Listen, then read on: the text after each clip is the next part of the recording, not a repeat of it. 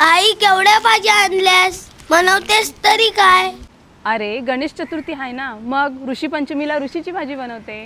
आणि हो, या दिवशी बैलाच्या कष्टाचे नाही तर स्वतः कष्ट करून मिळवलेले अन्न खावे. ओके आई, बनव.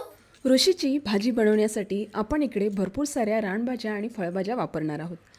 त्यामध्ये मका आणि ही देठ, भेंडी, भोपळा, आम्ही ह्याला डांगरसुद्धा बोलतो, अळूच्या भाजीच्या पानाचे देठ, शिराळं आणि इकडे अळूच्या भाज्यांची पाने बारीक चिरून घेऊया. त्याचबरोबर लाल माठ आणि हिरवा माठसुद्धा चिरून घेऊया.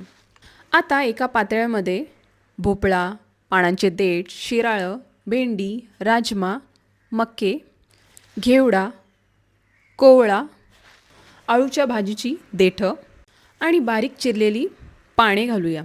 त्याचबरोबर लाल माठ आणि हिरवं माठसुद्धा बारीक चिरून घालूया.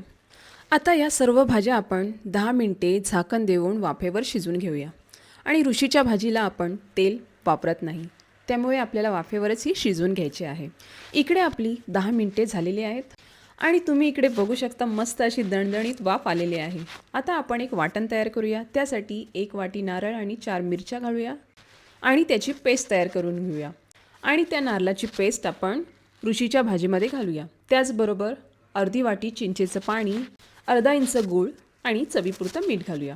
आता हे सर्व साहित्य आपण एकजीव करून घेऊया. आता या भाजीमध्ये मी पाणी नाही घातलं आहे.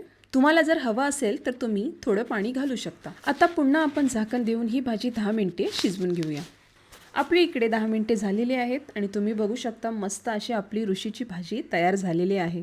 मी तुम्हाला इकडे शिजली की नाही ते सुद्धा दाखवते. मस्त राजमासुद्धा शिजलेला आहे आणि हे देठसुद्धा तुम्ही बघू शकता गरम आहे, त्यामुळे चटका लागते.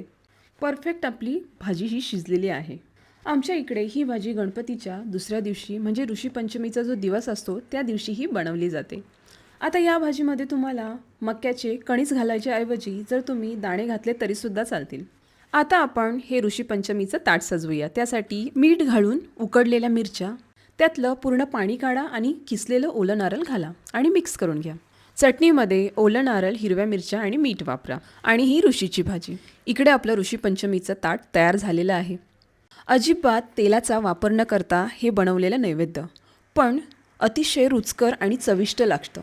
तांदळाच्या भाकरीसोबत तुम्ही हे तिन्ही पदार्थ एकत्र खाल्ले ना तर याची चव एक नंबर लागते. तुम्हाला जर ऋषी पंचमीची भाजी आवडली असेल तर सबस्क्राईब करायला मात्र विसरू नका. अशाच नवीन रेसिपीसाठी पुन्हा भेटूया. धन्यवाद.